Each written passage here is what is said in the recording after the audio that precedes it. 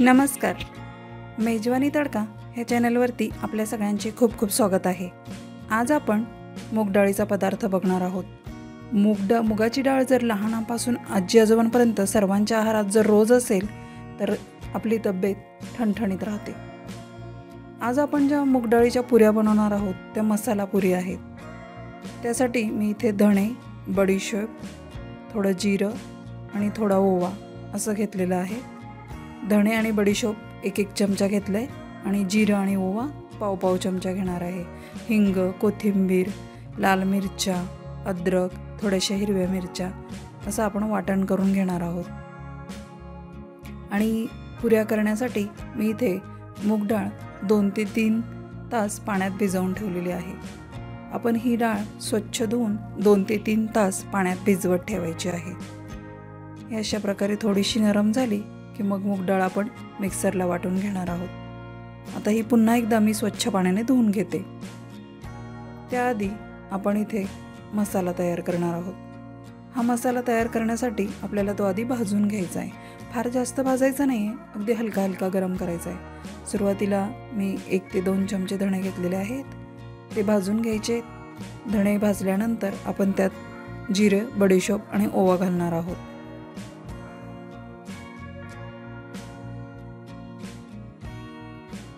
मूग डाळ ही पचायला खूप हलकी असते. त्यात फायबर, प्रोटीन्स असतात, त्याच्यामुळे आपलं वजन वाढत नाही. त्यामुळे ह्या पुऱ्या आपल्याला वेट लॉससाठी सुद्धा चांगल्या आहेत.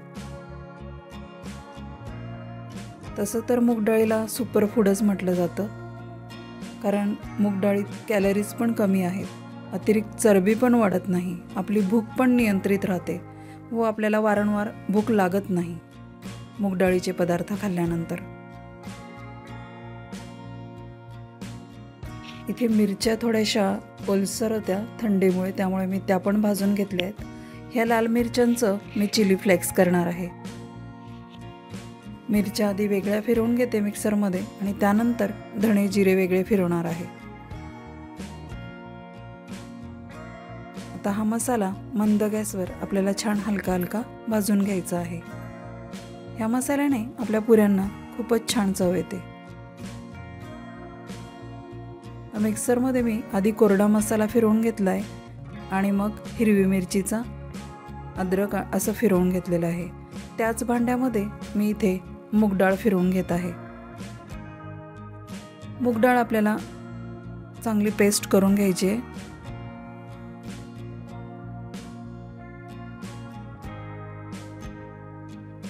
इथे मी सगळीच मूग डाळ एका वेळी भांड्यात फिरवून घेतलेली आहे. ही मूग डाळ फिरवताना आपल्याला पाणी घालायचं नाही आहे. जे भिजवलेल्या डाळीचं पाणी आहे त्याच पाण्यात आपल्याला ती फिरवून घ्यायची आहे. आपण पाणी घालून जर फिरवली तर त्यामध्ये पीठ जास्त मावेल व ते मूळ मूग डाळीची चव त्या पुऱ्यांमध्ये राहणार नाही. अशा प्रकारे मी घट्टसर ही मूग डाळ फिरवून घेतलेली आहे.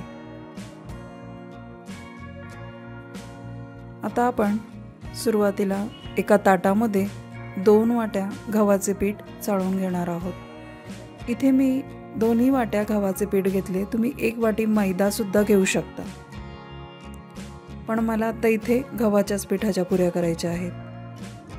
ह्या पुऱ्या प्रवासासाठी किंवा लहान मुलांच्या डब्याला किंवा वयस्कर लोकांना सुद्धा खायला अगदी मऊसूत असतात. फार कडक होत नाही किंवा फार तेलकटही होत नाहीत. पीठ छान चाळून घेतल्यानंतर आपण त्यामध्ये आता मसाले घालून घेणार आहोत. सुरुवातीला मी चवीपुरता मीठ घातलेलं आहे. अर्धा चमचा मीठ घातलं आहे मी. मीठ तुम्ही तुमच्या चवीनुसार घालू शकता. इथे अर्धा चमचा हळद घातलेली आहे. त्यानंतर मी चिली फ्लेक्स केलेत, ते घातलेले आहेत 1 चमचा. मिरच्यांचं प्रमाण मी इथे कमी ठेवलं आहे आणि हिरव्या मिरच्याही मी 2 ते 3च घेतलेल्या आहे. थोडासा 2 चिमूटभर हिंग घातला आहे. हिंगाने आपल्या पुऱ्या पचायला अजूनच हलक्या होतात. त्यातल्या त्यात त्या मूग डाळीच्या आहे त्यामुळे त्या पचायला हलक्याच आहेत. आता इथे मी हिरवी मिरची आणि अद्रकची पेस्ट घातलेली आहे. ती पण मी जाडसरच वाटून घेतलेली आहे. आता त्यानंतर जे आपण धणे, जिरे, बडीशेपची पूड केलेली आहे ती पूड मी इथे 2 चमचे घालत आहे। बडीशेपने सुद्धा आपली पुरी खूप छान लागते व ते जाडसर वाटून घ्यायचं आहे, खूप अगदी बारीक भुकटी करायची नाही आपल्याला त्याची।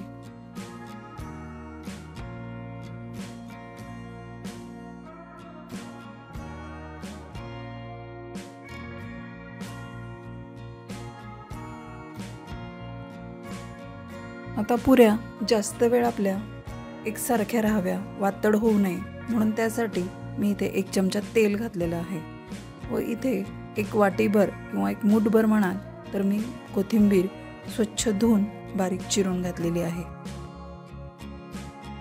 आता यामध्येच आपल्याला ती मूग डाळीची पेस्ट घालायची आहे जी आपण फिरवून घेतलेली आहे।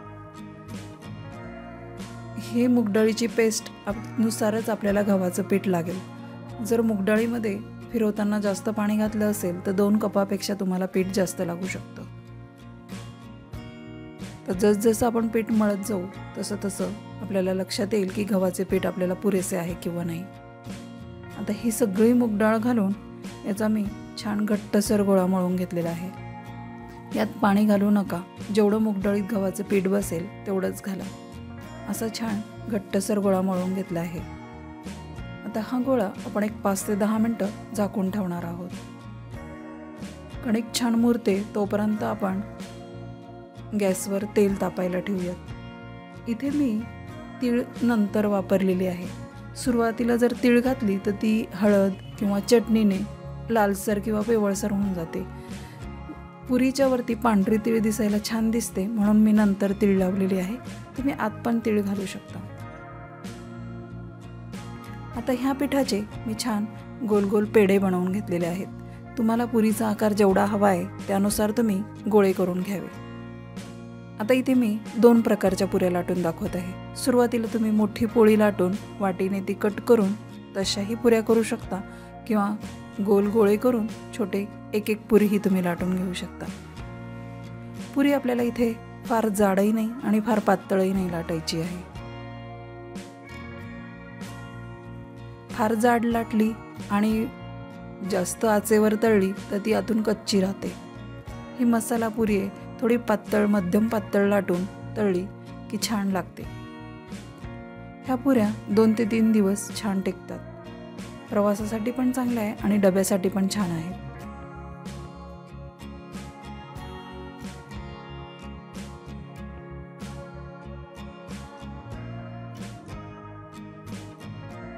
अशा प्रकारे मी छोट्या वाटीने ह्या पुऱ्या कट करून घेतल्या आहे। पुऱ्यांचा आकार जेवढा हवा असेल तेवढी तुम्ही वाटी घेऊ शकता।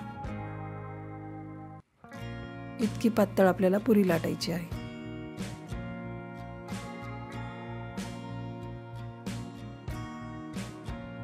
अशा प्रकारे मी आता ह्या सगळ्या पुऱ्या काढून घेते।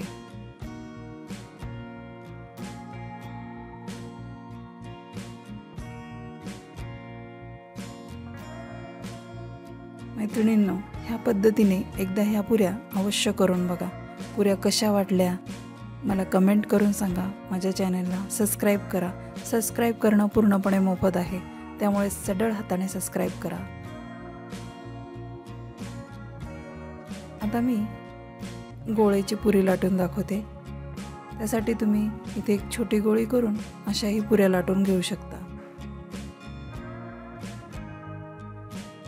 सुरुवातीला आपण पुऱ्या लाटून घ्यायच्या आहेत आणि मग सगळ्या एकदाच तळून घ्यायच्या आहेत।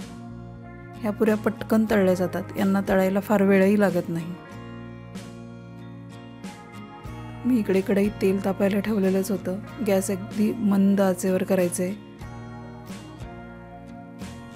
जेव्हा पुरी टाकली तेव्हा थोडीशी आच मोठी करून मग तळून घ्यायचं आहे। गॅस खूपच मंद केला तर पुऱ्या आपल्या तेल पिऊ शकतात। थोडा मध्यम आचेवर ह्या पुऱ्या आपल्याला तळायच्या आहेत। असं पुरीवर हळूहळू हाताने तेल सोडलं की पुरी आपली टम्म फुगते।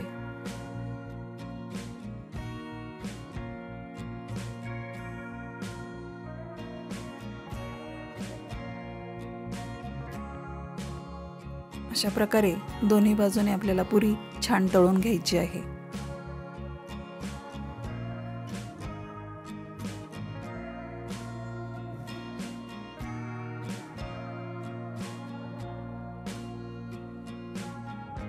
बघा, दिसायलाही किती सुंदर दिसते आहे.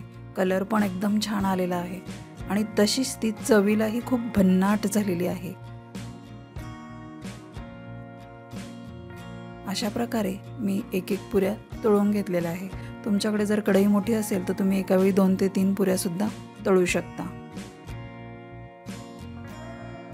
ह्या पुऱ्यांबरोबर तुम्ही दही, सॉस काही पण घेऊ शकता. जामसुद्धा मुलांना खूप आवडतो.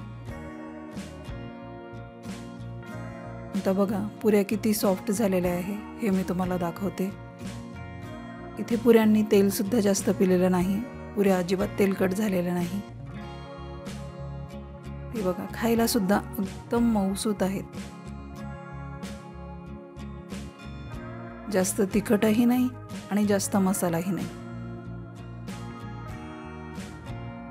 हे बघा, मसाला सुद्धा त्याला आतून पुरेसा आहे.